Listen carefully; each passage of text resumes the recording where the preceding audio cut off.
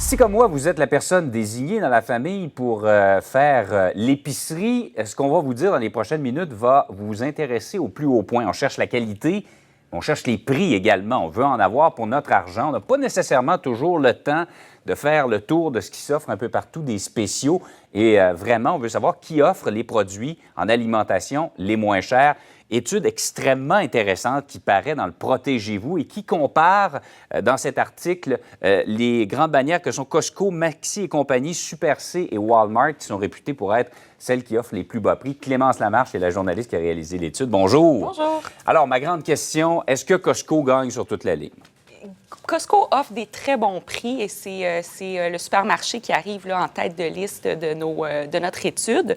En fait, sur les 93 produits que contenait finalement notre liste, il y en a 43 qui sont moins chers chez Costco. Et si on regarde l'ensemble du panier, c'est 12 moins cher chez Costco en moyenne. Donc, c'est prouvé, c'est pas juste... ils sont difficiles à battre au niveau des prix. Oui. Puis pour en arriver à cette conclusion-là, on avait dressé une liste d'une centaine d'items, des produits d'épicerie, mais aussi des produits nettoyants, des produits de soins personnels, produits pour bébés.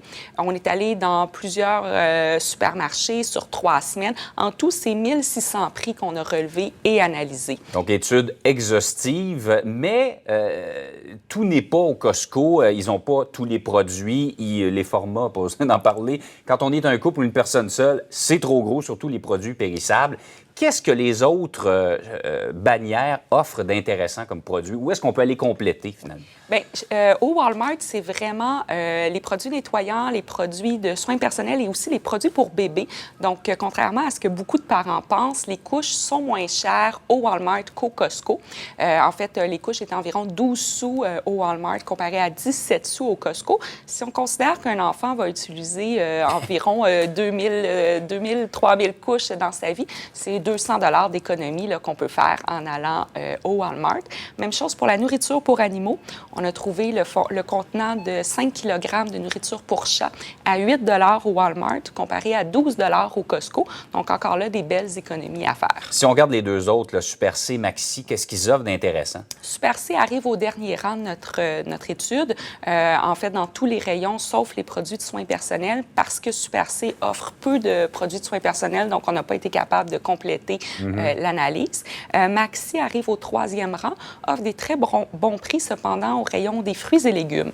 Par contre, plus cher là, pour les produits laitiers, pour les produits de soins personnels, donc le panier était un peu plus cher à la fin. Et bon, on vante Costco pour les prix, mais tout n'est pas parfait. Là, je le disais tout à l'heure, les formats sont énormes, mais il y a d'autres désavantages. Oui, il y a plusieurs irritants. On a parlé à des gens qui aiment beaucoup Costco, mais d'autres qui sont un petit peu plus critiques. Donc, d'abord, le fort achalandage, surtout les week-ends.